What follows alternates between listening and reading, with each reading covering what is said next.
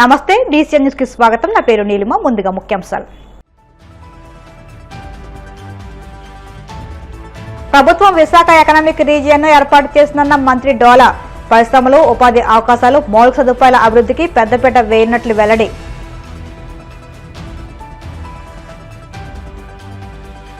అమరావతి రైతుల సమస్యలపై త్రిసభ్య కమిటీ కీలక సమావేశం. సమీకరణ కుదరకపోతే వచ్చే నెలలో భూసేకరణకు నోటిఫికేషన్ జారీ చేయాల్సి వస్తుందన్న కేంద్ర మంత్రి పెమ్మసాని. విశాఖలో ఒక్కరోజే 9 ఐటీ కంపెనీలకు శంకుస్థాపన చేయడం రాష్ట్ర చరిత్రలో సువర్ణాధ్యాయం. శాసనమండలి చీఫ్ విప్ పంచమతి అనురాధ హర్షం. ఆరోగ్యంగా ఉన్న రాష్ట్రాన్ని 18 నెలల కాలంలో అప్పులాంధ్రప్రదేశ్గా మార్చేశారు. కూటమి ప్రభుత్వంపై నిప్పులు తిరిగిన వైసీపీ ఎమ్మెల్సీ బొత్స సత్యనారాయణ. వచ్చే నెల జనవరి 2026లో బీచ్ ఫెస్టివల్ నిర్వహించనున్నామని మంత్రి డోలా బాలవీరాంజనేయ స్వామి అన్నారు. విశాఖపట్నం అంటే సీఎం చంద్రబాబుకు ప్రత్యేక అభిమానం అన్నారు. అందుకే శ్రీకాకుళం నుంచి కోనసీమ జిల్లా వరకు 9 జిల్లాల్లో విశాఖ ఎకనామిక్ రీజియన్ ఏర్పాటు చేశారని మంత్రి తెలిపారు. ఉత్తరాంధ్రను ఆర్థికంగా అభివృద్ధి చేయడానికి అనేక ప్రణాళికలు రూపొందించి వాటిని అమలు చేస్తున్నారన్నారు. విశాఖ ఎకనామిక్ రీజియన్ ద్వారా 2031 నాటికి 10 లక్షల కోట్ల రూపాయల పెట్టుబడులు వచ్చేలా ప్రభుత్వం చర్యలు తీసుకుంటుందని టీడీపీ రాష్ట్ర అధ్యక్షుడు పల్లా శ్రీనివాసరావు తెలిపారు. కొందరు ప్రభుత్వానికి భూములు ఇవ్వకుండా ప్రజలను అడ్డుకునే ప్రయత్నం చేస్తున్నారని ఆరోపించారు. అదనే కాకపోయినా ఈ రాష్ట్ర అభివృద్ధి కోసం నీతి ఆయోగ్తో కలిపి విశాఖపట్నం ఆర్థిక ప్రాంతీయ మండలి సమావేశాన్ని మొట్టమొదటి సమావేశాన్ని కూడా నిన్న ముఖ్యమంత్రి గారి అధ్యక్షతన ఇక్కడ నిర్వహించుకోవడం జరిగింది. శ్రీకాకుళం నుంచి కోనసీమతో పాటు మన రాజమండ్రి వరకు ఉమ్మడి తూర్పుగోదావరి జిల్లా వరకు కూడా ఉన్నటువంటి 9 జిల్లాలతోటి ఈ విశాఖపట్నం అంటే ఎకనామిక్ రీజియన్ని ఏర్పాటు చేసుకోవడం జరిగింది. దీనికి సంబంధించినటువంటి ప్లానింగ్ మన సిఐఐ సమ్మిట్లోనే ఆ రోజు బ్రోచర్ ఆవిష్కరించడం జరిగింది. నిన్న తొలి సమావేశం ఏర్పాటు చేసి అన్ని డిపార్ట్మెంట్ తోటి ఒక దిశానిర్దేశం చేయడం జరిగింది. ప్రతి 2 నెలలకు ఒకసారి ముఖ్యమంత్రి గారు నేరుగా సమీక్ష చేస్తూ 3 నెలలకు ఒకసారి వర్చువల్గా సమీక్ష చేయాలి. ఈ ప్రాజెక్ట్ని త్వరితగతం పూర్తి చేసి ఈ ప్రాంతంలో ఆర్థికంగా అభివృద్ధి చేయాలని లక్ష్యంతో ముందుకెళ్తున్నారు. మీకు ఇంతకుముందు కూడా ముఖ్యమంత్రి గారు ఒకటే చెప్పారు, విశాఖపట్నం అనేది ఈ రాష్ట్రానికి ఆర్థికంగా వెసులుబాటు కల్పించిన ప్రాంతమని. అందులో భాగంగా ఇప్పుడు పెద్దలు అన్న గంటా శ్రీనివాస్ గారు చెప్పినట్లు ఈ ప్రాంతంలో పరిశ్రమలు ముందుగా తీసుకురావడం జరిగింది. ఈ పరిశ్రమలతో పాటు అనుబంధంగా ఉన్న అన్ని రకాల విభాగాలను కూడా పూర్తి స్థాయిలో చేయాలనే ఉద్దేశంతో శ్రీకాకుళంలో ఉన్నటువంటి అగ్రికల్చర్ వ్యవసాయంతో పాటు ఆ ప్రాంతంలో ఉన్నటువంటి మిగిలిన ఇన్ఫ్రాస్ట్రక్చర్స్తో పాటు కడియం వరకు ఉన్నటువంటి నర్సరీతో పాటు ప్రతి దానిలో ఏ ప్రాంతంలో ఏది ఉందో, ఎక్కడ ఆర్థిక పరిస్థితి మెరుగవుతుందో వీటన్నిటికీ కూడా రోడ్డు కనెక్టివిటీతో పాటు అన్నిటి సమూలంగా ఈ రాష్ట్రానికి కావాల్సినటువంటి ముఖ చిత్రాన్ని మార్చేటువంటి ఆర్థిక ప్రాంతంగా అభివృద్ధి చేయాలని లక్ష్యంతో ముందు పడుతుంది. అందులో ప్రధానంగా మనకి నీతి ఆయోగ్ ద్వారా మనం ఈరోజు ఉన్నటువంటిది 38,000 స్క్వేర్ కిలోమీటర్స్ 16.5 మిలియన్ పాపులేషన్ ఉండే ప్రాంతంలో ఈరోజు ఉన్నటువంటి జీడిపిని 52 మిలియన్లని రేపు 2032 నాటికి USD 125 నుంచి 135 మిలియన్ ఎకానమీ సాధించే విధంగా లక్ష్యంతో ముందుకు తీసుకెళ్తా ఉన్నారు.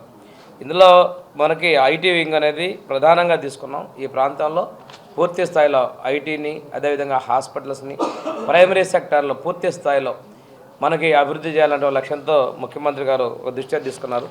దీంతోపాటు వైద్య రంగం కూడా ఈ ప్రాంతంలో మనకి ఏదైతే ఇన్ఫ్రాస్ట్రక్చర్ డెవలప్ అవుతుందో వాళ్ళ కోసం విద్యారంగాన్ని ఇప్పుడున్నటువంటి కన్నా ప్రతిష్టాత్మకమైనటువంటి ఎడ్యుకేషన్ ఇన్స్టిట్యూషన్ కూడా ఈ ప్రాంతానికి తీసుకురావాలనేటువంటిది మనకి ముఖ్యమంత్రి గారు ఆలోచన అనేది.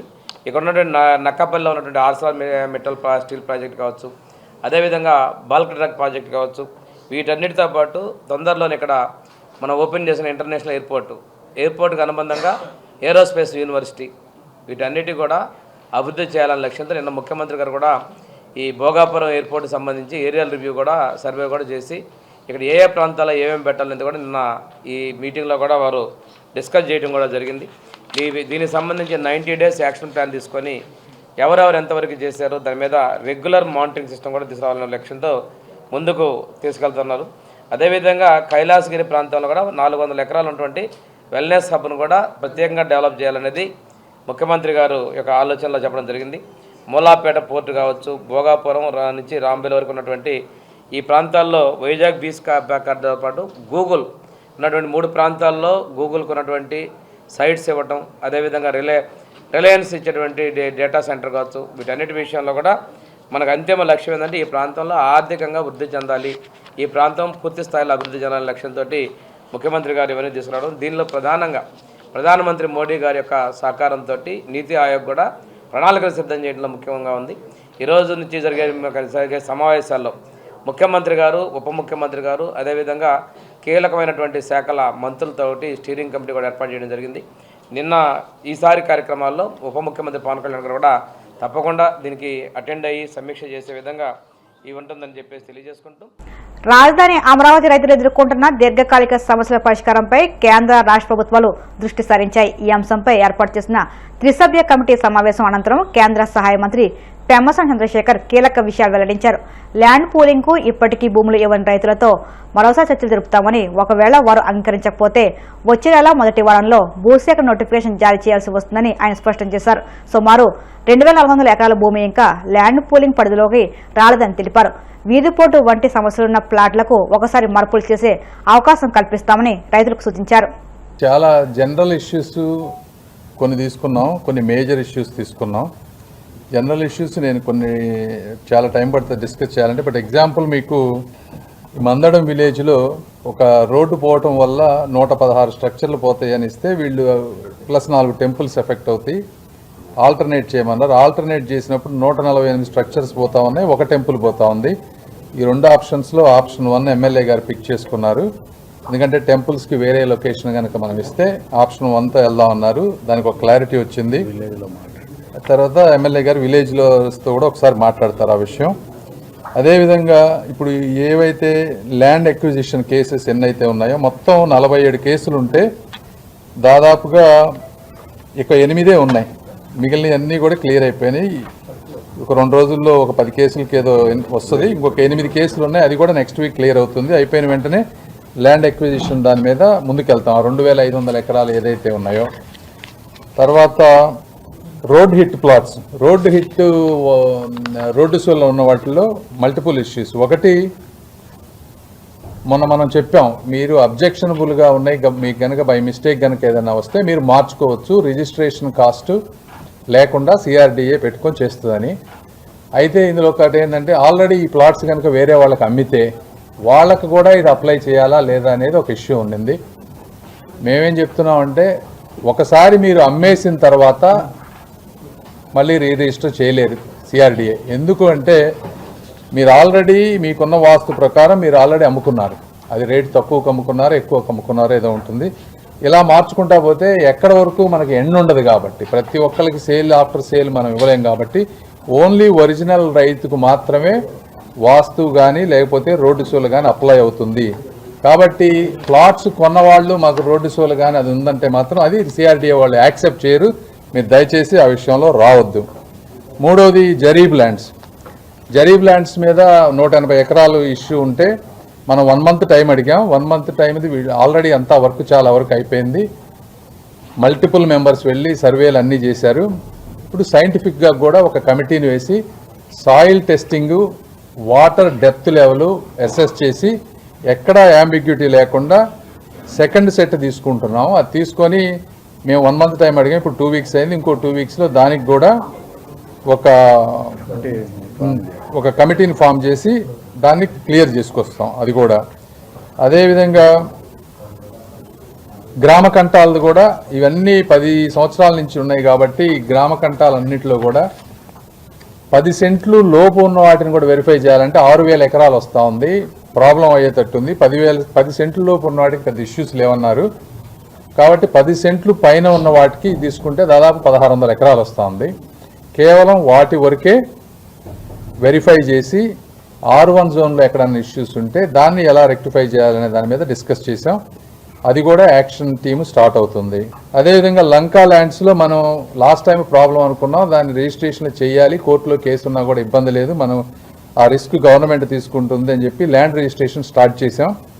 స్టార్ట్ చేసినప్పుడు అప్పుడు 356 ఉంటే ఈ 2 వారాల్లో 65 మంది వచ్చి ఆల్రెడీ రిజిస్టర్ చేసుకున్నారు. ఇంకా 291 ప్లాట్స్ ఉన్నాయి. అందరికీ ఇన్ఫార్మ్ చేశారు. వాళ్ళు ఎక్కడెక్కడ వేరే ప్రాంతాల్లో ఉండి వాళ్ళదే లేట్ తప్పించి సిఆర్డిఏలో కానీ ఇక్కడెక్కడ కానీ ఇష్యూ లేదు. వాళ్ళ లంకా ల్యాండ్స్ ఇష్యూ అంతా క్లియర్ అయిపోయింది. బట్ ఓవరాల్గా తీసుకున్నా కూడా ఇప్పుడు ఇంకా 7,600 ప్లాట్లే రిజిస్టర్ అవ్వాలి. 69,421 ప్లాట్స్ ఉంటే 61,793 రిజిస్టర్ అయిపోయినాయి.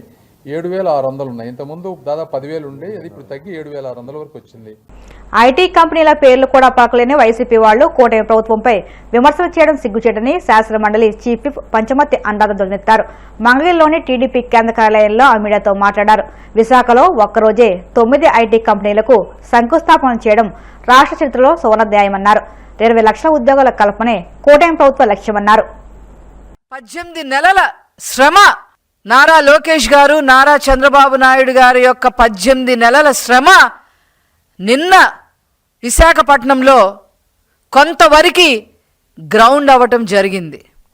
రాష్ట్రం మొత్తం 20 లక్షల ఉద్యోగాలే కల్పన చెయ్యాలి అనే దిశగా కూటమి ప్రభుత్వం నడుస్తూ ఉంటే ఒక్క వైజాగ్లోనే 5 లక్షల ఉద్యోగాల కల్పనే ధ్యేయంగా నారా లోకేష్ గారు ముందుకు నడుస్తూ ఉన్నారు.